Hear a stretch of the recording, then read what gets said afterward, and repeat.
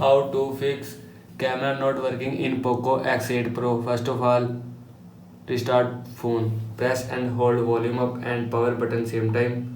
Now here you will see two options, power off or reboot. And if you want to restart device, then this icon swipe down. After swipe down this icon, restart device. Now go back. After that, clear cache camera. Open setting. Now in settings, scroll down, click on apps. Now here you will see app. Search camera app. Now click on camera app. Scroll down, click on clear default. After click on clear default, camera will be clear cache from your phone. Now go back. After that, software update. Open setting. Now in setting, click on search bar.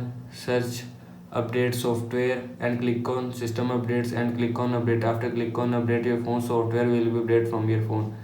This is how you can fix camera not working in Poco X8 Pro. I hope so you like this video and thanks for watching this video.